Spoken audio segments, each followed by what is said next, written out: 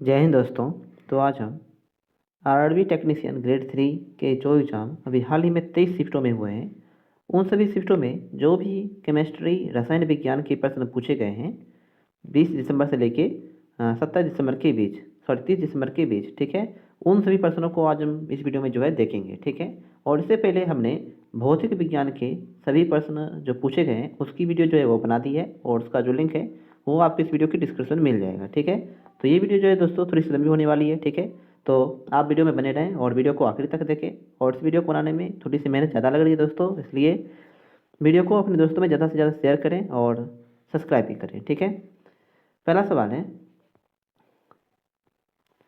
Rutherford के परमाणु model के अनुसार परमाणु का अधिकांश द्रव्यमान कहाँ स्थित होता है?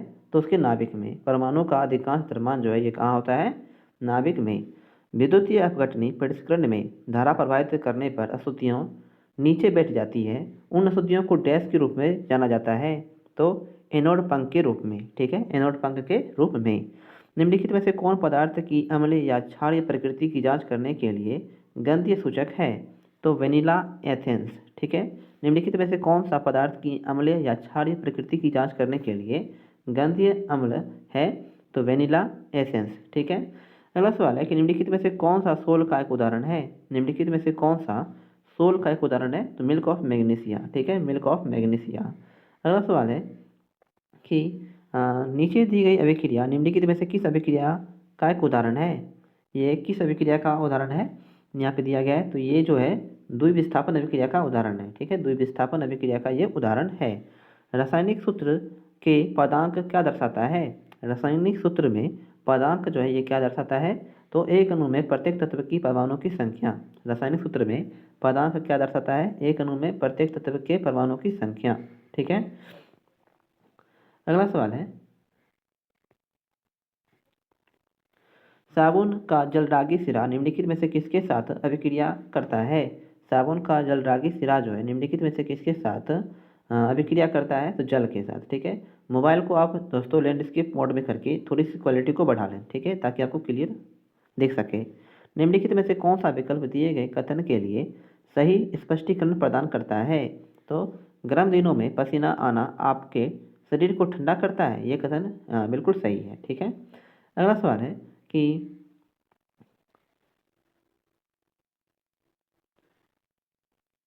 पसीने के कारण तेजी से वाष्पीकरण होता है, जो शरीर को सतह से गर्मी को अवशोषित करता है और शरीर को ठंडा करता है, ठीक है, ये इसका स्पष्टीकरण है। निम्नलिखित विकल्पों में से कौन सा निलंबन का उदाहरण है? निलंबन का उदाहरण कौन सा है? तो जल में चौक का चूर्ण, जल में चौक का चूर्ण जो है ये निलंबन का उदाहरण है, ठीक है। अगला सवाल है कि निम्नलिखित में से कौन सा द्रव का अभिलाक्षणिक गुण है? निम्नलिखित में से कौन सा द्रव का अभिलाक्षणिक गुण है? तो इसका आयतन निश्चित होता है लेकिन आकार निश्चित नहीं होता है, ठीक है। अगला सवाल है कि विद्युतीय अपघटनी शोधन प्रक्रिया में कैथोड किससे बना होता है? विद्युतीय अपघटनी शोधन प्रक्रिया में कैथोड जो है ये किससे बना होता है? तो शुद्ध धातु से ये बना होता है, ठीक है, शुद्ध धातु से। मिश्रण में कोलाइडिल कणों को अलग करने के लिए निम्नलिखित में से किस तकनीकी का उपयोग किया जाता है? मिश्रण में कोलाइडिल कणों को अलग करने के लिए किस तकनीकी का उपयोग किया जाता है? तो अपकेंद्रीकरण का, ठीक है, अपकेंद्रीकरण का। द्विआवेशी हीलियम आयनों को निम्नलिखित में से किस नाम से जाना जाता है? द्विआवेशी हीलियम आयनों को निम्नलिखित में से किस नाम से जाना जाता है? तो अल्फा कण के नाम से, ठीक है, अल्फा कण के नाम से। अगला सवाल है कि किसी तत्व का परमाणु द्रव्यमान, किसी तत्व का परमाणु द्रव्यमान सामान्यतः निम्नलिखित में से किस इकाई में व्यक्त किया जाता है? तो परमाणु द्रव्यमान इकाई में। किसी तत्व का परमाणु द्रव्यमान जो है सामान्यतः निम्नलिखित में से किस इकाई में व्यक्त किया जाता है? तो परमाणु द्रव्यमान इकाई या फिर AMU में, ठीक है। निम्नलिखित में से कौन सी धातु केवल निम्नलिखित में से कौन सी धातु केवल भाप के साथ अभिक्रिया करती है, शीतल जल या गर्म जल के साथ नहीं करती? तो वह एल्युमिनियम, ठीक है, एल्युमिनियम। निम्नलिखित में से कौन सी धातु पृथ्वी की भूप्रवृत्ति में मुक्त अवस्था में पाई जाती है? तो ये सोना है, ठीक है, सोना। किसी तत्व का वह सबसे छोटा कण जो अपने गुणों को बनाए रखता है क्या कहलाता है? तो अणु। तो किसी तत्व का वह सबसे छोटा कण जो अपने गुणों को बनाए रखता है क्या कहलाता है? अणु। अगला सवाल है कि निम्नलिखित में से कौन सी अभिक्रिया अपचयन का उदाहरण नहीं है? अपचयन या ऑक्सीकरण का उदाहरण कौन सा नहीं है? तो 2AgCl, तीर का चिन्ह 2Ag + Cl2, ये जो है अपचयन का उदाहरण नहीं है, ठीक है। निम्नलिखित में से किसने परमाणु के नाभिक की खोज की थी? निम्नलिखित में से किसने परमाणु की नाभिक की खोज की थी? तो रदरफोर्ड ने। दी गई विक्रिया में निम्नलिखित में से कौन सा पदार्थ ठोस रूप में है? तो बेरियम सल्फेट जो ये एक ठोस के रूप में है, ठीक है, बेरियम सल्फेट। अगला सवाल है कि वाष्पीकरण प्रक्रिया पर पृष्ठ क्षेत्रफल का क्या प्रभाव पड़ता है? तो पृष्ठ क्षेत्रफल में वृद्धि के साथ वाष्पीकरण बढ़ता है, ठीक है। अगला सवाल है कि धात्विक तत्व ब्रोमीन की भौतिक अवस्था क्या होती है? अधात्विक तत्व ब्रोमीन की भौतिक अवस्था क्या होती है? तो ध्रुव अवस्था, ठीक है, ध्रुव अवस्था। धोवन सोडा का रासायनिक संगठन क्या है? धोवन सोडा का रासायनिक संगठन क्या है? तो Na2CO3 into 10H2O, Na2CO3 into 10H2O। धातु की सक्रियता श्रेणी के अनुसार कौन सी धातु युग्म अवस्था में पाया जाता है? तो गोल्ड और प्लेटिनम। धातुओं की सक्रियता श्रेणी के अनुसार कौन सा धातु युग्म मूल अवस्था में पाया जाता है? तो गोल्ड और प्लेटिनम, ठीक है। प्रकृति में हाइड्रोजन तत्व के कितने समस्थानिक होते हैं? तो 3। प्रकृति में हाइड्रोजन तत्व के कितने समस्थानिक होते हैं? 3। अगला सवाल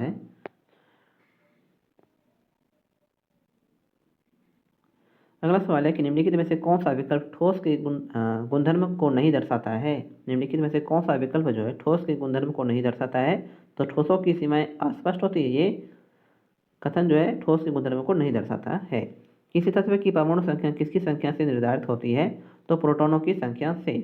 क्रमशः CH3, CO, CH3 और C2H5OH यौगिक के लिए सही आइपेक नाम का चयन कीजिए। तो प्रोपेनॉल और एथेनॉल। क्रमशः CH3, CO, CH3 और C2H5OH यौगिक के लिए सही आइपेक नाम का चयन करें। तो CH3, CO, CH3 का आइपेक नाम होगा प्रोपेनॉल और C2H5OH का होगा एथेनॉल, ठीक है। निम्नलिखित में से कौन सा सूत्र कैल्शियम ऑक्साइड का सही सूत्र दर्शाता है? तो CaO जो है ये कैल्शियम ऑक्साइड का सही सूत्र दर्शाता है। अगला सवाल है कि ऑक्सीजन और फास्फोरस की परमाणुता क्या होती है? तो ऑक्सीजन जो है ये द्विपरमाणविक है और फास्फोरस जो है ये चतुष्परमाणविक है, ठीक है। ऑक्सीजन जो है ये द्विपरमाणविक है और फास्फोरस चतुष्परमाणविक है। ठोस पदार्थों के लिए कौन सा कथन सही है? ठोस पदार्थों के लिए कौन सा कथन सही है? तो ठोसों का एक निश्चित आकार, स्पष्ट सीमा और निश्चित आयतन होता है। ठोसों का एक निश्चित आकार, स्पष्ट सीमा और निश्चित आयतन होता है। निम्नलिखित में से कौन सी धातु सक्रियता श्रेणी में सबसे अधिक अभिक्रिया धातु है? सबसे अधिक अभिक्रियाशील धातु कौन सी है? तो है पोटेशियम, ठीक है, पोटेशियम। फास्फोरस परमाणु की परमाणु संख्या क्या है? तो 15। फास्फोरस परमाणु की परमाणु संख्या क्या होती है? तो 15। अगला सवाल है कि निम्नलिखित में से कौन सा मिश्रण का एक उदाहरण है? निम्नलिखित में से कौन सा मिश्रण का एक उदाहरण है? तो वायु जो है ये मिश्रण का एक उदाहरण है, ठीक है, वायु। अगला सवाल है कि निम्नलिखित में से कौन सा व्यंजन किसी विलयन के द्रव्यमान या फिर विलयन के द्रव्यमान के प्रतिशत का सही सूत्र दर्शाता है? तो विलय का द्रव्यमान बटे विलयन का द्रव्यमान गुणे 100। विलय का द्रव्यमान बटे विलयन का द्रव्यमान गुणे 100। ठोस और गैस के कणों के बीच प्राथमिक अंतर क्या है? ठोस और गैस के कणों के बीच प्राथमिक अंतर क्या है? तो ठोस कण गैस कणों की तुलना में अधिक निकटता से संकुचित होता है। ठोस कण जो है गैस कणों की तुलना में अधिक निकटता से संकुचित होता है। CNG और LPG का क्रमशः पूर्ण रूप क्या है? CNG और LPG का क्रमशः पूर्ण रूप क्या है? तो CNG का होता है कंप्रेस्ड नेचुरल गैस और LPG का होता है लिक्विफाइड पेट्रोलियम गैस, ठीक है, लिक्विफाइड पेट्रोलियम गैस। क्वेश्चन का लेवल आप देख सकते हैं दोस्तों कि कट ऑफ जो है ये कितनी हाई रहने वाली है, ठीक है। आप कमेंट में बताइएगा कि आपके यहाँ पे कितने मार्क्स बन रहे हैं, ठीक है। अगला सवाल है कि मिश्रण के बारे में निम्नलिखित कथनों पर विचार कीजिए और ज्ञात कीजिए कि कौन से कथन यहाँ पे सही है। तो तीनों कथन यहाँ पे सही है। मिश्रण का संगठन परिवर्तनीय होता है और यौगिक में नए पदार्थ का संगठन सदैव स्थायी होता है और मिश्रण उसमें उपस्थित घटकों को गुणधर्म को दर्शाता है। ये तीनों कथन यहाँ पे सही है, ठीक है। अगला सवाल है cotton cloths are preferred in summer season because cotton is a hot absorber of water and exposes sweat to atmosphere for evaporation, ठीक है।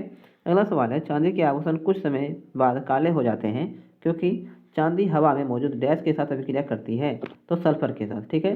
और सल्फर की परमाणु संख्या कितनी होती है? 16 और इसकी द्रव्यमान संख्या होती है 32, ठीक है। अगला सवाल है कि एक वायुमंडलीय दाब डैश के बराबर होती है। एक वायुमंडलीय दाब बराबर होती है 1.01 गुणे 10⁵ पास्कल से। बोर्ड मॉडल के अनुसार द्वितीय ऊर्जा स्तर के लिए इलेक्ट्रॉन की अधिकतम संख्या कितनी होती है? तो 8। बोर्ड मॉडल के अनुसार द्वितीय ऊर्जा स्तर के लिए इलेक्ट्रॉन की अधिकतम संख्या कितनी होती है? 8।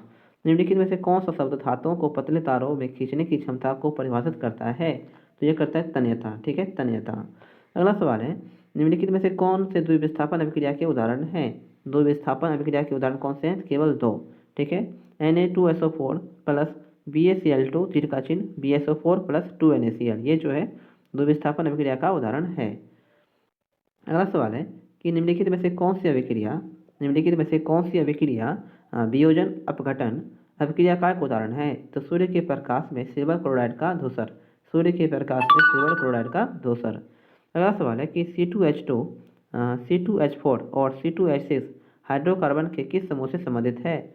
तो क्रमशः एल्काइन, एल्कीन और एल्केन हाइड्रोकार्बन से। ठीक है, C2H2 संबंधित है एल्काइन से। ठीक है, C2H4 संबंधित है एल्कीन से और C2H6 संबंधित है एल्केन हाइड्रोकार्बन से। ठीक है, अगला सवाल है कि निम्नलिखित में से कौन सा द्रव का एक गुण है? तो ठोसों की अपेक्षा द्रवों में विसरण की दर अधिक होती है। ठोसों की अपेक्षा द्रवों में विसरण की गुण जो है ये अधिक होती है।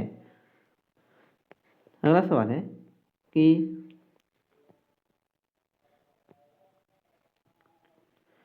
ग्लूकोज अणु के लिए परमाणु का सही संख्या ज्ञात कीजिए। ग्लूकोज अणु के लिए परमाणु का सही संख्या ज्ञात करें तो 24। ठीक है, अगला सवाल है कि कौन सी धातुएं अत्यधिक तनु नाइट्रिक अम्ल के साथ अभिक्रिया करने पर हाइड्रोजन गैस उत्पन्न करती है? कौन सी धातुएं अत्यधिक तनु नाइट्रिक अम्ल के साथ अभिक्रिया करने पर हाइड्रोजन गैस उत्पन्न करती है? मैग्नीशियम और मैग्नीज। ठीक है, मैग्नीशियम और मैग्नीज। फेस क्रीम किस प्रकार के कोलाइडी रूप से संबंधित है? तो पायस से। फेस क्रीम जो है किस प्रकार के कोलाइडी रूप से संबंधित है? पायस से। जब धातुएं तनु हाइड्रोक्लोरिक अम्ल के साथ अभिक्रिया करती है तो कौन सी गैस निकलती है? तो हाइड्रोजन। जब धातुएं तनु हाइड्रोक्लोरिक अम्ल के साथ अभिक्रिया करती है तो कौन सी गैस निकलती है? हाइड्रोजन। चूने के पत्थर का बिना बुझे हुए चूने और कार्बन डाइऑक्साइड में अपघटन निम्नलिखित में से किस प्रकार की अभिक्रिया का एक उदाहरण है? चूने के पत्थर का बिना बुझे हुए चूने और कार्बन डाइऑक्साइड में अपघटन निम्नलिखित में से किस प्रकार की अभिक्रिया का उदाहरण है? तो ऊष्मीय अपघटन अभिक्रिया का। ठीक है, ऊष्मीय अपघटन अभिक्रिया का। ठीक है, अगला सवाल है कि एक छात्र ने लोहे की कील ली और उन्हें 20 मिनट के लिए एक्स विलेन में डुबोया। कुछ देर बाद उसने देखा कि लोहे की कीलों का रंग भूरा हो जाता है। तो उस विलेन एक्स को पहचानिए जिसमें कील डुबाई गई थी। तो वह विलेन है कॉपर सल्फेट। ठीक है, कॉपर सल्फेट। अगला सवाल है कि अपचयन के बारे में निम्नलिखित में से कौन से कथन यहाँ पे सही है? अपचयन के बारे में कौन से कथन यहाँ पे सही है? तो अपचयन में जो है ऑक्सीजन का ह्रास होता है और हाइड्रोजन का योग होता है। अपचयन में ऑक्सीजन का ह्रास और हाइड्रोजन का योग होता है। ये दोनों कथन यहाँ पे सही है, ए और बी। अगला सवाल है कि निम्नलिखित में से कौन से कथन यहाँ पे सही है? तो तीनों कथन यहाँ पे सही है। निलंबन एक विषमांगी मिश्रण है। ठीक है, और निलंबन के कण इसके माध्यम से गुजरने वाली प्रकाश की किरण को फैलाते हैं और इसके मार्ग को दृश्य बनाते हैं, और जब निलंबन को शांत छोड़ देते हैं तब बिल्ले के कण नीचे की ओर बैठ जाते हैं, अर्थात निलंबन अस्थायी होता है। ये तीनों कथन यहाँ पे सही है। निम्नलिखित में से कौन सा एथाइन का सही सूत्र है? तो C2H2। निम्नलिखित में से कौन सा एथाइन का सही सूत्र है? C2H2। अगला सवाल है कि दाब में परिवर्तन करने पर निम्नलिखित में से किस पदार्थ की आकृति में न्यूनतम परिवर्तन होगा? तो ठोस में।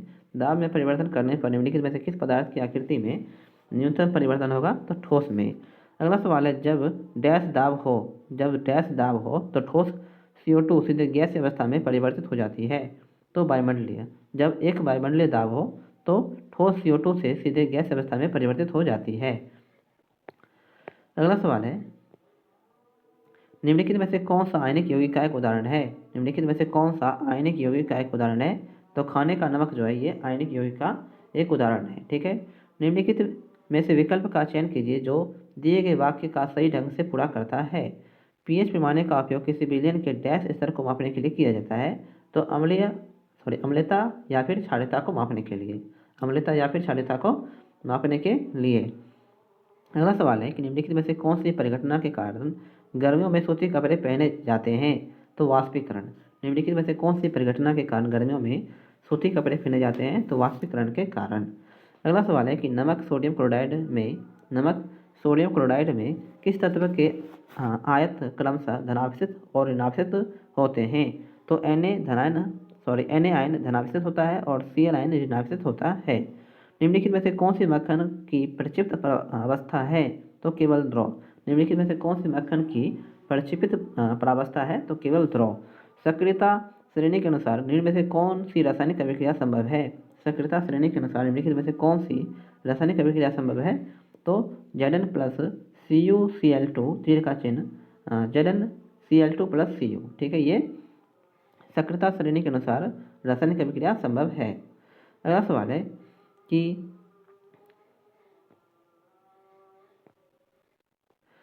Ni उत्प्रेरक की उपस्थिति में वनस्पति तेलों का हाइड्रोजनीकरण करने वाली रासायनिक अभिक्रिया क्या कहलाती है? तो ये कहलाती है योगाज अभिक्रिया, ठीक है, योगाज अभिक्रिया। किसी गैस को डैश द्वारा द्रवित किया जा सकता है तो उच्च दाब और निम्न ताप पर। किसी गैस को डैश द्वारा द्रवित किया जा सकता है उच्च दाब और निम्न ताप पर। पदार्थ की अवस्थाओं पर दाब में परिवर्तन के प्रभाव के संबंध में निम्नलिखित में से कौन से कथन यहाँ पे सही है? तो एक और दो दोनों।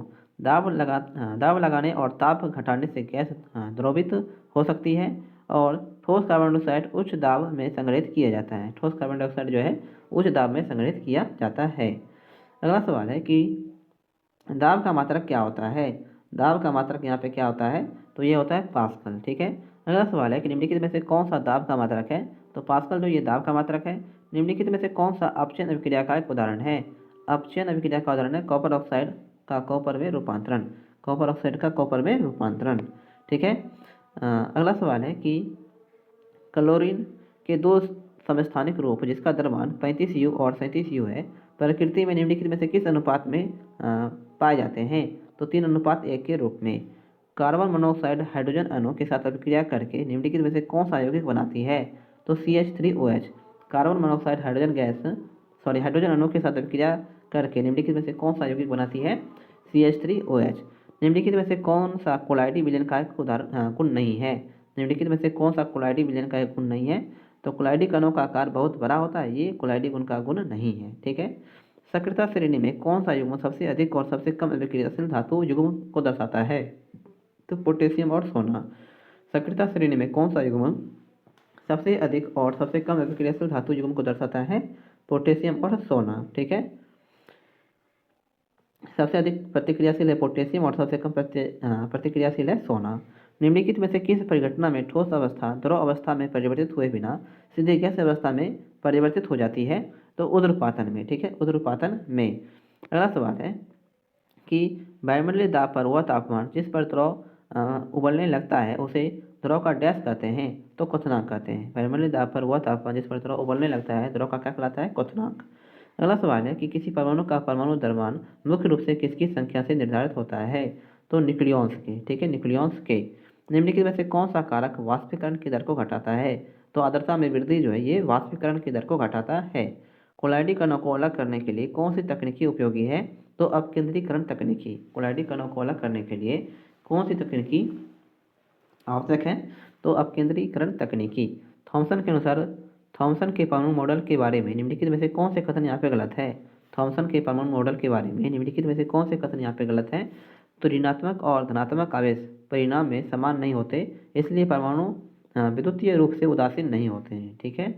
अगला सवाल है कि निम्नलिखित में से कौन सा कठोर जल में साबुन का उपयोग करने की सामान्य दोष है? निम्नलिखित विकल्पों में से कौन सा कठोर जल में साबुन का उपयोग करने का सामान्य दोष है? तो कैल्शियम और मैग्नीशियम आयनों के साथ अभिक्रिया के कारण साबुन के मेल का निर्माण होता है, ठीक है। अगला सवाल है कि अयस्क खदान में पाई जाने वाली अशुद्धियों के लिए निम्नलिखित में से किस शब्द का प्रयोग किया जाता है? तो गेंग का, ठीक है, गेंग का।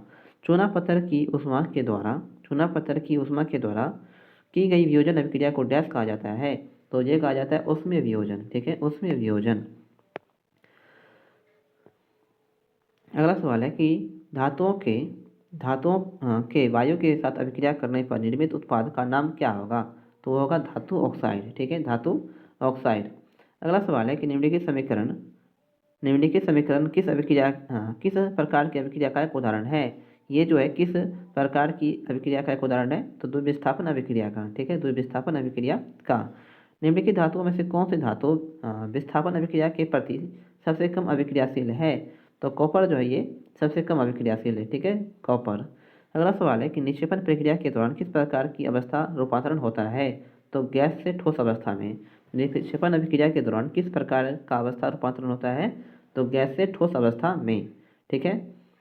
अगला सवाल है कि रदरफोर्ड का मॉडल स्थापित करने के लिए वैज्ञानिक ने किस प्रकार की धातु की पन्नी का उपयोग किया था? तो सोना का। थॉमसन के परमाणु मॉडल के अनुसार एक परमाणु की तुलना में निम्नलिखित में से किस फल से की गई? तो तरबूज से। ठीक है, तरबूज से। कोयले का जलना किस प्रकार की रासायनिक अभिक्रिया का उदाहरण है? कोयले का जलना किस प्रकार की रासायनिक अभिक्रिया का एक उदाहरण है? तो संयोजन अभिक्रिया का। ठीक है, संयोजन अभिक्रिया का। निम्नलिखित में से कौन सा सोडियम का सही इकाई द्रव्यमान है? तो 23U। ठीक है, 23U जो है ये सोडियम का सही इकाई द्रव्यमान है। अगला सवाल है कि अम्ल और क्षार के बीच रासायनिक अभिक्रिया का क्या कहा जाता है? अम्ल और क्षार के बीच रासायनिक अभिक्रिया को क्या कहा जाता है? तो उदासीनीकरण अभिक्रिया। उदासीनीकरण अभिक्रिया। निम्नलिखित में से किस अणु में एकल सहसंयोजन आबंध होता है? तो H2 में। निम्नलिखित में से किस अणु में एकल सहसंयोजी आबंध होता है? तो H2 में। निम्नलिखित में से कौन सा कथन विषमांगी मिश्रण के लिए सही है? कौन सा कथन जो है विषमांगी मिश्रण के लिए सही है? तो मिश्रण का संगठन असमान होता है। ठीक है, मिश्रण का संगठन जो है ये असमान होता है। अगला सवाल है कि जब बेरियम क्लोराइड सोडियम सल्फेट के साथ अभिक्रिया करता है, जब बेरियम क्लोराइड सोडियम सल्फेट के साथ अभिक्रिया करता है तो निम्नलिखित में से किस उत्पाद का निर्माण होता है? तो BaSO4 का श्वेत अवक्षेप। BaSO4 का श्वेत अवक्षेप का। ठीक है। अगला सवाल है कि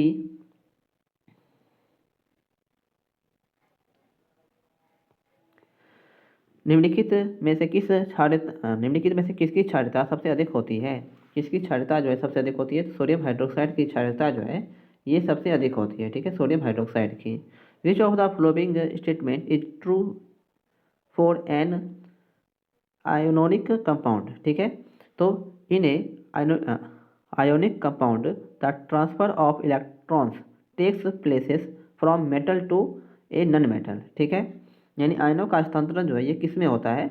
तो धातु से अधातु में होती है। ठीक है, सीधा सीधा बात है। अगला सवाल है कि निम्नलिखित में से किस परिघटना का उपयोग गैस को द्रवित करने के लिए किया जाता है? तो दबाव बढ़ाना और तापमान घटाना। दबाव बढ़ाना और तापमान घटाना। निम्नलिखित में से कौन सा युग्म पदार्थ की ठोस अवस्था का एक उदाहरण है? तो चीनी और स्पंज जो है ये पदार्थ की ठोस अवस्था का उदाहरण है। रासायनिक उद्योगों में व्यंजक चूर्ण का उपयोग किस रूप में किया जाता है? तो ये ऑक्सीकरण अभिक्रमक का रूप में उपयोग किया जाता है। रासायनिक उद्योगों में व्यंजक चूर्ण का उपयोग किस रूप में किया जाता है? तो एक ऑक्सीकरण अभिक्रमक के रूप में। अगला सवाल है, एक रासायनिक अभिक्रिया के समय 10 ग्राम पदार्थ A 15 ग्राम पदार्थ B के साथ अभिक्रिया करके एक नया यौगिक बनाता है। द्रव्यमान संरक्षण के नियम के अनुसार उत्पादों का कुल द्रव्यमान कितना होगा? तो 25 ग्राम होगा। ठीक है, 25 ग्राम। अगला सवाल है कि निम्नलिखित 4 संभावनाओं में से निलंबन का कौन सा गुण है? तो विषमांगी मिश्रण। निलंबन का कौन सा गुण है? तो विषमांगी मिश्रण। अगला सवाल है कि प्लास्टर ऑफ पेरिस का निर्माण तब होता है। प्लास्टर ऑफ पेरिस का निर्माण तब होता है जब जिस्म को 373 केल्विन ताप पर गर्म किया जाता है और इसमें से पानी के अणु नष्ट हो जाते हैं। ठीक है। अगला सवाल है कि CH3OH, C2H5OH, CH3 C3H7OH और C4H9OH यौगिक लगभग समान रासायनिक गुण दर्शाता है क्योंकि वे डैश से संबंधित है। तो एक समजातीय श्रेणी से। ठीक है, एक समजातीय श्रेणी से। सल्फर परमाणु की द्रव्यमान संख्या क्या होती है? तो 32। सल्फर परमाणु की द्रव्यमान संख्या क्या होती है? 32। ठीक है। अगला सवाल है कि जैसे जैसे तापमान बढ़ता है पदार्थों के कणों की गतिज ऊर्जा डैश होती है तो ये बढ़ती है। ठोसों की अपेक्षा द्रवों में विसरण की दर अधिक होती है क्योंकि द्रव अवस्था में कण स्वतंत्र रूप से गति करते हैं और कणों के बीच अधिक रिक्त स्थान होते हैं। अगला सवाल है कि निम्नलिखित में से किस प्रकार की अभिक्रिया में अभिकारक के बीच आयनों का आदान प्रदान होता है? तो विस्थापन अभिक्रिया में। निम्नलिखित में से कौन सी धातु खुले में रखने पर आग पकड़ लेती है? तो है सोडियम। ठीक है, सोडियम। निम्नलिखित में से कौन से अणु की प्रकृति द्विपरमाण्विक होती है? तो ऑक्सीजन की प्रकृति जो है ये द्विपरमाण्विक होती है। निम्नलिखित में से कौन से प्रत्यक्ष परिवर्तन से संकेत मिलता है एक रासायनिक अभिक्रिया हुई है? तो गैस का निर्माण, अवक्षेप का निर्माण, भौतिक रंग में परिवर्तन। ठीक है, और रंग में परिवर्तन। इन चारों से पता चलता है कि रासायनिक अभिक्रिया जो है ये हुई है। कौन सी धातु युग्म कमरे के तापमान पर पिघलने लगता है? कौन सी धातु युग्म जो है कमरे के तापमान पर पिघलने लगता है? तो गैलियम और सीजियम। ठीक है, गैलियम और सीजियम। अगला सवाल है, लेड नाइट्रेट की अपघटन अभिक्रिया के दौरान अपघटन अभिक्रिया के दौरान भूरे रंग का धुआं किस गैस का होता है? तो नाइट्रोजन डाइऑक्साइड गैस का। ठीक है, नाइट्रोजन डाइऑक्साइड गैस का। निम्नलिखित में से कौन सा आर्गन का एक संभारिक है? तो कैल्शियम आर्गन का एक संभारिक है। तो कैल्शियम जो है आर्गन का एक संभारिक है। सोडियम कार्बोनेट से धोबन सोडा तैयार करने की सर्वोत्तम विधि की पहचान कीजिए। सोडियम बाइकार्बोनेट से धोबन सोडा तैयार करने की सर्वोत्तम विधि की पहचान कीजिए। तो सोडियम कार्बोनेट को गर्म करने, सोडियम बाइकार्बोनेट को गर्म करके। अगला सवाल है कि कार्बन के यौगिक जो कार्बन परमाणुओं के बीच केवल एकल आबंधों से जुड़े होते हैं डैश कहलाते हैं? तो संतृप्त यौगिक। ठीक है, संतृप्त यौगिक। निम्नलिखित में से कौन सा पदार्थ की ठोस अवस्थाओं के बीच एक अवस्था परिवर्तन नहीं है? तो उत्सर्जन। निम्नलिखित में से कौन सा पदार्थ की अवस्थाओं के बीच एक अवस्था परिवर्तन नहीं है? तो उत्सर्जन नहीं है। ऑक्सीजन का परिकलित आणविक द्रव्यमान कितना होता है? ऑक्सीजन का परिकलित आणविक द्रव्यमान कितना होता है? तो यह होती है 32। ठीक है, 32। अगला सवाल है कि निम्नलिखित में से कौन सा ऑक्सीकरण अभिक्रिया का एक उदाहरण नहीं है? कौन सा ऑक्सीकरण अभिक्रिया का एक उदाहरण नहीं है? तो जिंक ऑक्साइड से जिंक का निर्माण जो ये ऑक्सीजन अभिक्रिया का एक उदाहरण नहीं है। निम्नलिखित में से कौन सा एक निलंबन है? तो ठोस द्रव में प्रक्षेपित हो जाते हैं। ठोस द्रव में प्रक्षेपित हो जाते हैं। सीएनजी का पूर्ण रूप क्या है? कंप्रेस्ड नेचुरल गैस, संपीड़ित प्राकृतिक गैस। ठीक है। निम्नलिखित में से किस यौगिक का उपयोग टिक्चर आयोडीन में किया जाता है? तो एथेनॉल का उपयोग जो है ये टिक्चर आयोडीन के रूप में किया जाता है। ठीक है, एथेनॉल का। अगला सवाल है कि किसी ऐसे विलयन को क्या कहा जाता है जिसमें किसी दिए गए तापमान पर और अधिक विलय नहीं घोला जा सकता? तो वह कहलाता है संतृप्त विलयन। ठीक है, संतृप्त विलयन। निम्नलिखित में से कौन सी धातु तनु हाइड्रोक्लोरिक अम्ल के साथ सबसे कम अभिक्रियाशील है? निम्नलिखित में से कौन सी धातु तनु हाइड्रोक्लोरिक अम्ल के प्रति सबसे कम अभिक्रियाशील है? तो है Fe यानी कि लोहा। अगला सवाल है कि जब हाइड्रोक्लोरिक अम्ल सोडियम हाइड्रोक्साइड के साथ अभिक्रिया करता है तो निम्नलिखित में से कौन सा उत्पाद बनता है? तो जल और लवण। ठीक है, जल और लवण। निम्नलिखित में से किस आयन सांद्रता को pH पैमाने पर मापा जाता है? निम्नलिखित में से किस आयन सांद्रता को pH पैमाने पर मापा जाता है? H+ आयन सांद्रता को। ठीक है, H+ आयन सांद्रता को। निलंबन के संबंध में निम्नलिखित में से कौन से कथन सही है? तो इसके कण कुछ समय के बाद नीचे बैठ जाते हैं। इसके कण जो है कुछ समय के बाद नीचे बैठ जाते हैं। वाष्पीकरण पदार्थ की किस अवस्था में होता है? तो केवल द्रव में। वाष्पीकरण पदार्थ की किस अवस्था में होता है? केवल द्रव में। अगला सवाल है कि साबुन और अपमार्जक के बारे में निम्नलिखित में से कौन सा कथन सही है? साबुन के अणुओं के 2 सिरे होते हैं। ठीक है, एक जल रागी और दूसरा जल विरागी। ठीक है, एक जल रागी दूसरा जल विरागी। अगला सवाल है विच of the following is the displaced phase of automobile exhaust? तो सॉलिड फेज। अगला सवाल है कि फेरस सल्फेट को गर्म करने पर निम्नलिखित में से कौन सा यौगिक नहीं बनता है? तो सल्फ्यूरिक अम्ल जो है ये नहीं बनता है।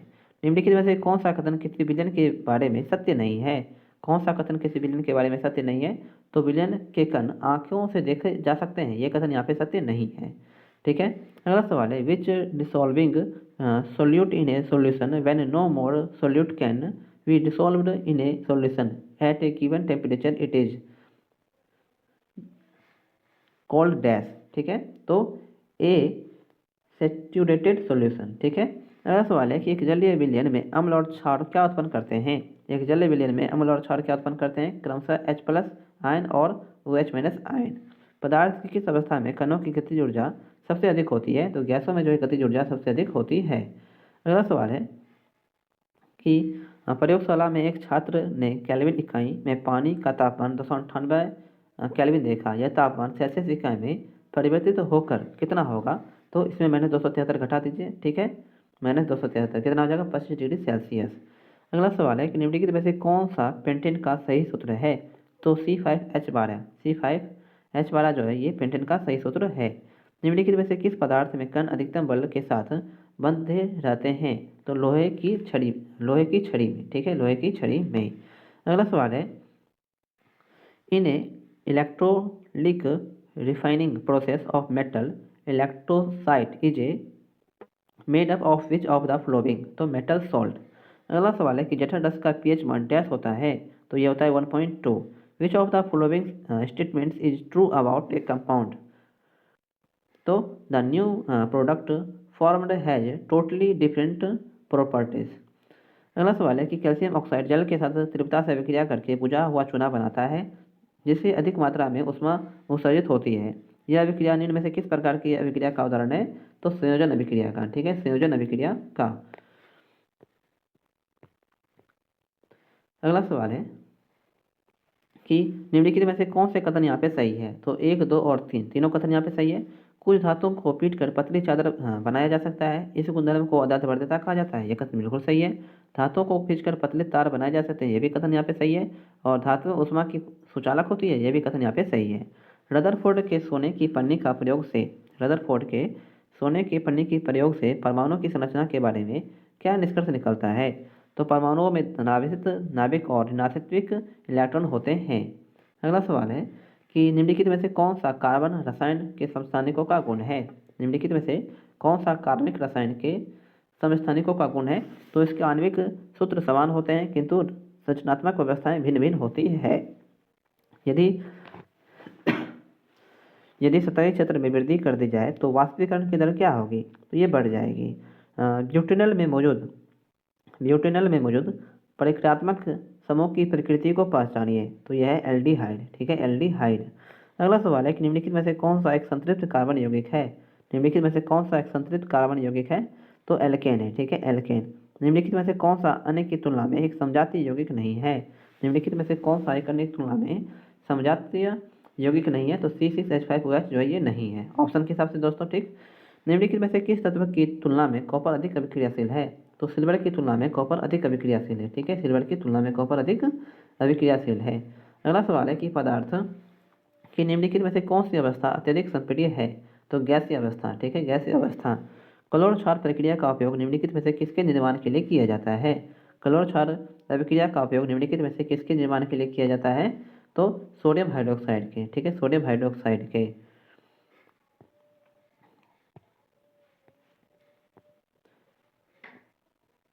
अगला सवाल है कि निम्नलिखित में से किस यौगिक का उपयोग सोडा अम्ल अग्निशामक यंत्र में किया जाता है, तो NaHCO3 का। ठीक है, NaHCO3 का। अगला सवाल है कि जब जिंक ऑक्साइड कार्बन के साथ अभिक्रिया करता है तो निम्नलिखित में से क्या प्राप्त होती है, तो Zn और CO दोनों प्राप्त होती है। ठीक है। अगला सवाल है कि कार्बन 12 समस्थानिक का परमाणु द्रव्यमान कितना होता है, तो 12 U। निम्नलिखित में से कौन सी धातु तनु नाइट्रिक अम्ल के साथ अभिक्रिया करके हाइड्रोजन गैस बनाती है, तो Mn। निम्नलिखित में से कौन सी धातु तनु नाइट्रिक अम्ल के साथ अभिक्रिया करके हाइड्रोजन गैस बनाती है, तो वह है Mn। निम्नलिखित में से कौन सी धातु ठंडे जल के साथ अभिक्रिया नहीं करती है, तो मैग्नीशियम जो है ये ठंडे जल के साथ अभिक्रिया नहीं करती है, मैग्नीशियम। ठीक है। अगला सवाल है जब मैग्नीशियम का वायु में दहन होता है तो ज्वाला का रंग क्या होता है, जब मैग्नीशियम का वायु में दहन होता है तो ज्वाला का रंग होता है सफ़ेद। ठीक है, सफ़ेद। अगला सवाल है व्यंजक चूर्ण बनाने के लिए निम्नलिखित में से किसे शुष्क बुझे हुए चूने के साथ उपचारित किया जाता है, तो क्लोरीन चूना का। ठीक है, क्लोरीन चूना का। किसी तत्व की परमाणु संख्या के संबंध में निम्नलिखित में से कौन से कथन यहाँ पे सही है, किसी तत्व की परमाणु संख्या के संबंध में निम्नलिखित में से कौन से कथन यहाँ पे सही है, तो किसी तत्व की परमाणु संख्या परमाणु के नाभिक में उपस्थित प्रोटॉन की संख्या को दर्शाती है। ठीक है, ये कथन बिल्कुल सही है। हाँ, कथन 2 गलत है, इसको छोड़ दीजिए। अगला सवाल है कि द्रव अवस्था में बदले बिना सीधे गैसीय से ठोस अवस्था में परिवर्तन को क्या कहा जाता है, तो निक्षेपण। द्रव अवस्था में बदले बिना सीधे गैस से ठोस अवस्था में परिवर्तन को डैश कहा जाता है, तो निक्षेपण कहा जाता है। ठीक है, निक्षेपण। अगला सवाल है कि यौगिकों की एक श्रृंखला जिसमें एक ही प्रक्रियात्मक समूह कार्बन श्रृंखला में हाइड्रोजन का प्रतिस्थापन करता है डैश कहलाता है। यौगिक की एक ऐसी श्रृंखला जिसमें एक ही प्रक्रियात्मक समूह कार्बन श्रृंखला में हाइड्रोजन का प्रतिस्थापन करता है डैश कहलाता है, तो ये कहलाता है सजातीय श्रृंखला। ठीक है, सजातीय श्रृंखला। अगला सवाल है कि संतृप्त और असंतृप्त कार्बन यौगिक के संबंध में निम्नलिखित में से कौन से कथन सही है, असंतृप्त और संतृप्त यौगिक के संबंध में निम्नलिखित में से कौन से कथन सही है, तो केवल कथन 1 सही है। ठीक है, संतृप्त कार्बन यौगिक वे हाइड्रोकार्बन है जिसमें कार्बन परमाणु एकल सहसंयोजक आबंध द्वारा आपस में जुड़े हुए होते हैं। संतृप्त कार्बन यौगिक वे हाइड्रोकार्बन है जिसमें कार्बन परमाणु एकल सहसंयोजन आबंध द्वारा आपस में जुड़े हुए होते हैं। निम्नलिखित में से कौन सी अभिक्रिया ऊष्माक्षेपी अभिक्रिया नहीं है? तो प्रकाश संश्लेषण जो है ये ऊष्माक्षेपी अभिक्रिया जो है ये नहीं है। ठीक है, अगला सवाल है, निम्नलिखित में से कौन सी परिघटना टिंडल प्रभाव के लिए जिम्मेदार है? टिंडल प्रभाव के लिए कौन सी परिघटना जिम्मेदार है? प्रकाश का परिकीर्णन। ठीक है, प्रकाश का परिकीर्णन। निम्नलिखित में से कौन सा कथन निलंबन के बारे में सत्य है? तो निलंबन के कणों को आंखों से देखा जा सकता है, यह कथन यहाँ पे बिल्कुल सही है। निम्नलिखित में से कौन सा गैस का अभिलाषणीय गुण नहीं है? तो इसका आकार निश्चित होता है, ये गैस का अभिलाषणीय गुण नहीं है। ठीक है, निम्नलिखित में से किस तापमान पर ठंडा होने पर द्रव में परिवर्तित हो जाता है? निम्नलिखित में से किस तापमान पर ठंडा होने पर द्रव ठोस में परिवर्तित हो जाता है? तो वह हिमांक। ठीक है, हिमांक। अगला सवाल है कि तेज धूप वाले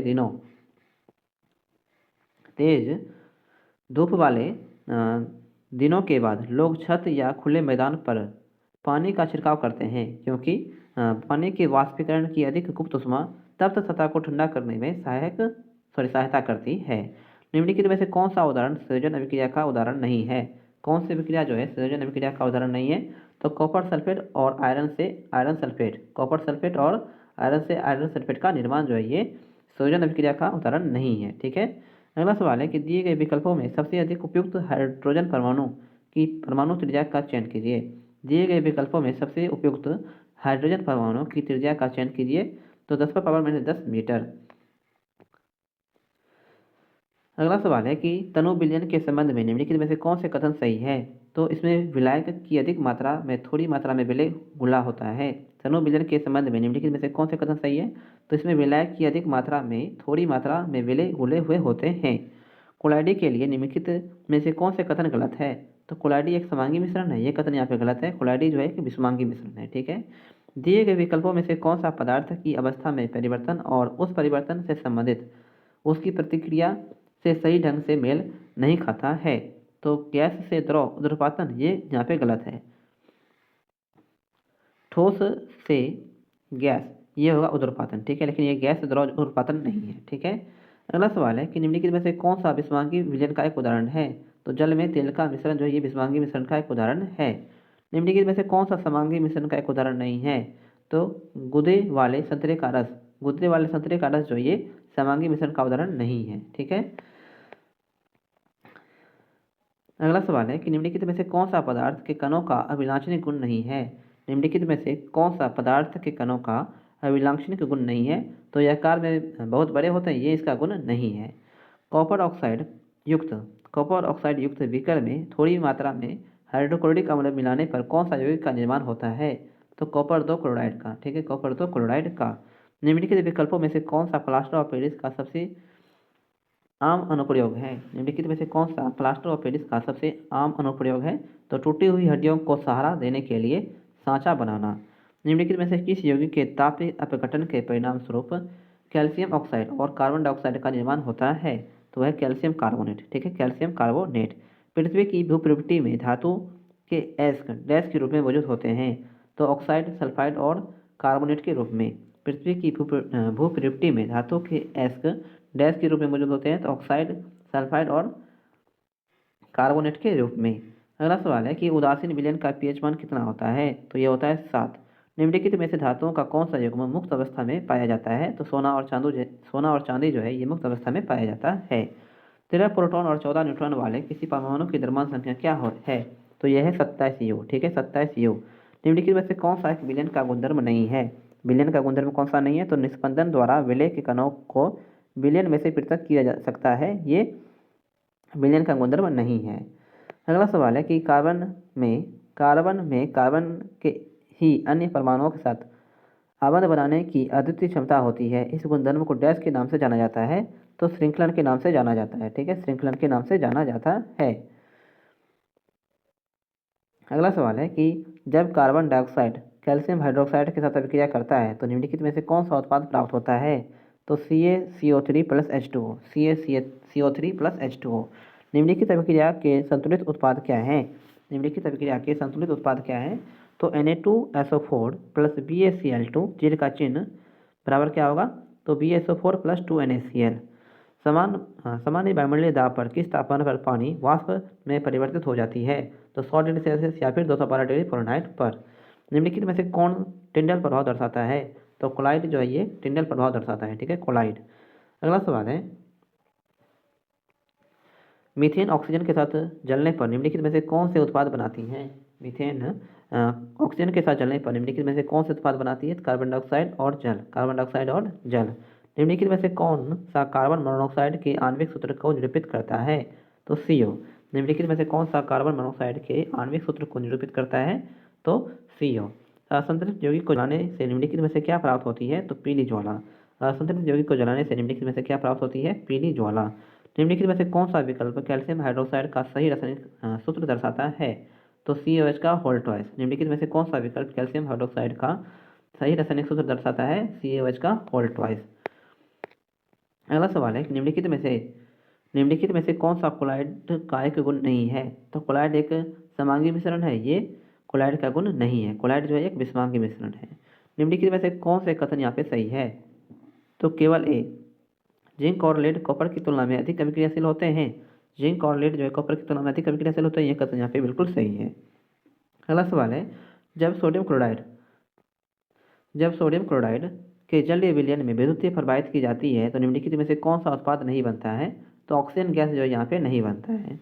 कार्बनिक यौगिक के वर्ग 1 को प्रयुक्त प्रत्यय स्तंभ 2 से मिलाइए, ठीक है। कीटोन का क्या होगा? तो B होगा। एल्किन का क्या होगा? तो ENE होगा। और एल्डिहाइड का कौन सा होगा? तो Al। और कार्बनिक अम्ल का होगा COOH, ठीक है। स्क्रीनशॉट ले लीजिए आप इसका, ये इंपॉर्टेंट क्वेश्चन है, ठीक है। अगला सवाल है कि जब किसी अधिक अभिक्रियाशील धातु को कम अभिक्रियाशील धातु वाले लवण विलयन में रखा जाता है तो वह कम अभिक्रियाशील धातु का स्थान ले लेती है। इस अभिक्रिया को डैश के नाम से जाना जाता है? तो विस्थापन अभिक्रिया के नाम से। 24 कैरेट सोने को डैश कहा जाता है? तो शुद्ध सोना कहा जाता है। निम्नलिखित में से कौन सी धातु ठंडे जल के साथ अभिक्रिया करती है? तो है सोडियम, ठीक है, सोडियम। अगला सवाल है, क्षार के साथ एक अधात्विक ऑक्साइड की अभिक्रिया के बारे में निम्नलिखित में से कौन से कथन सही है? तो क्षार के साथ अधात्विक ऑक्साइड की अभिक्रिया से लवण और जल बनता है, यह कथन बिल्कुल सही है। और अधात्विक ऑक्साइड प्रकृति में अम्लीय होता है, यह भी कथन यहाँ पे सही है। कार्बन में कार्बन के ही अन्य परमाणुओं के साथ आबंध बनाने की अद्वितीय क्षमता होती है, जिससे बड़े अणुओं का निर्माण होता है। इस गुण को डैश कहा जाता है? तो श्रृंखलन कहा जाता है, ठीक है, श्रृंखलन। गैस से द्रव और द्रव से ठोस में रूपांतरण को क्या कहा जाता है? तो गैस से द्रव में रूपांतरण को संघनन और द्रव से ठोस में रूपांतरण को ठोसीकरण कहा जाता है, ठीक है। अगला सवाल है कि अशुद्ध धातुओं को परिष्कृत करने के लिए निम्नलिखित में से किस विधि का उपयोग किया जाता है? तो विद्युतीय अपघटनीय परिष्करण या इलेक्ट्रोलिटिक रिफाइनिंग का। जब अम्ल धातुओं के साथ अभिक्रिया करता है तो निम्नलिखित में से किसका निर्माण होता है?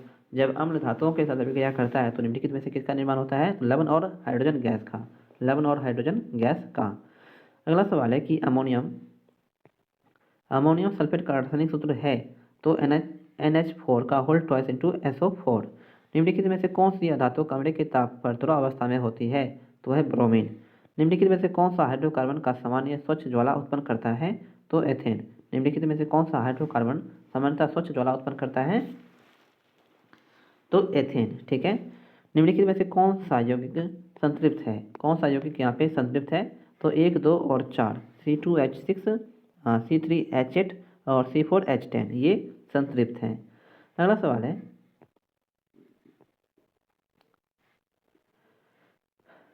कॉपर के विद्युतीय अपघटनीय परिष्करण में निम्नलिखित में से किस विद्युतीय अपघटनी का उपयोग किया जाता है?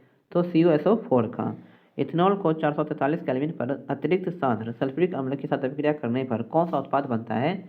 तो एथीन और जल, ठीक है, एथीन और जल। कप सिरप में निम्नलिखित में से किस अल्कोहल का प्रयोग करते हैं? तो एथेनॉल का, ठीक है, एथेनॉल का। अगला सवाल है कि द्रव के कणों के संबंध में निम्नलिखित में से कौन सा कथन सत्य नहीं है? तो इसके बीच में रिक्त स्थान नहीं होता है, ये कथन यहाँ पे सत्य नहीं है। निम्नलिखित में से एथीन में कार्बन की संयुजता क्या है? तो 4। मैग्नीशियम और मैंगनीज के नाइट्रिक अम्ल के साथ अभिक्रिया करने पर निम्नलिखित में से कौन सी गैस निकलती है? मैग्नीशियम और मैंगनीज के नाइट्रिक अम्ल के साथ अभिक्रिया करने पर निम्नलिखित में से कौन सी गैस निकलती है? तो हाइड्रोजन गैस, ठीक है, हाइड्रोजन गैस। अगला सवाल है कि निम्नलिखित में से कौन सी धातु अम्ल के साथ न्यूनतम अभिक्रियाशील है। निम्नलिखित में से कौन सी धातु अम्ल के साथ न्यूनतम अभिक्रियाशील है, तो है तांबा। ठीक है, तांबा।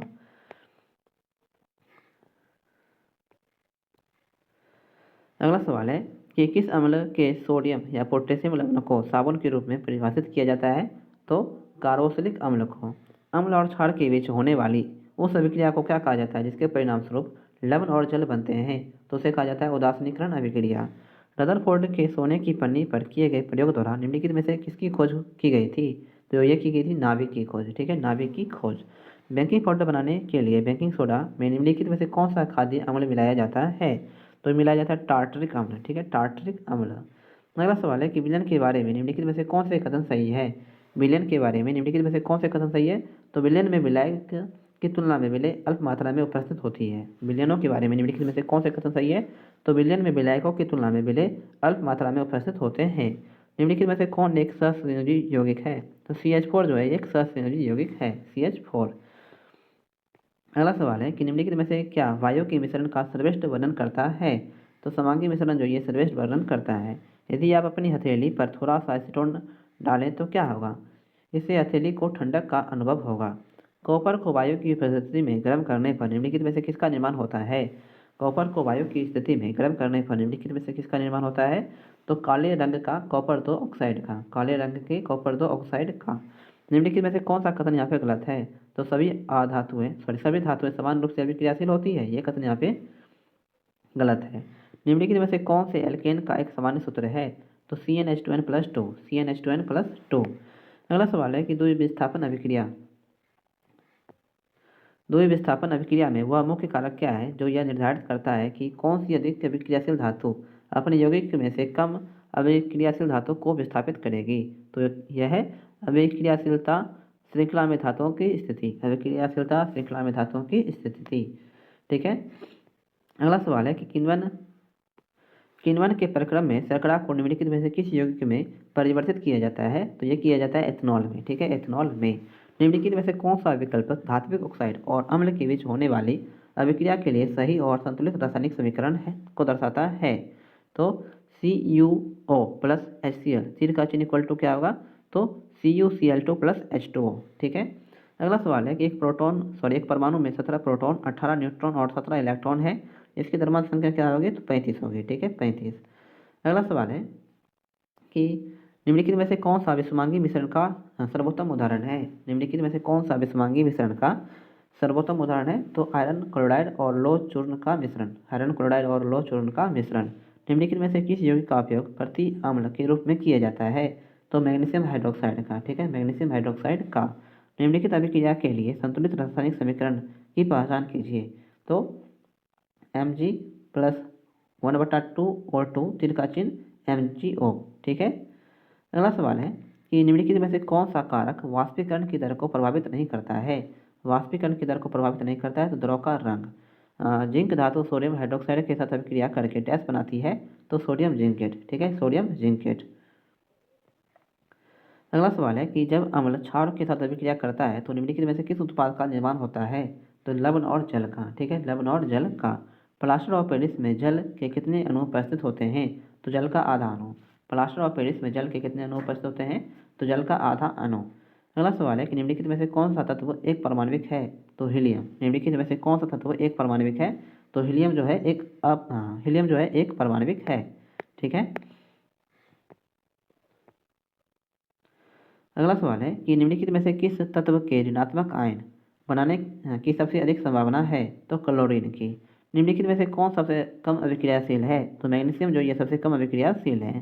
धोने के सोडे के उपयोग के बारे में निम्नलिखित में से कौन सा कथन गलत है, तो इसका उपयोग कागज उद्योगों में नहीं किया जाता है, यह कथन यहाँ पे सही नहीं है। ठीक है।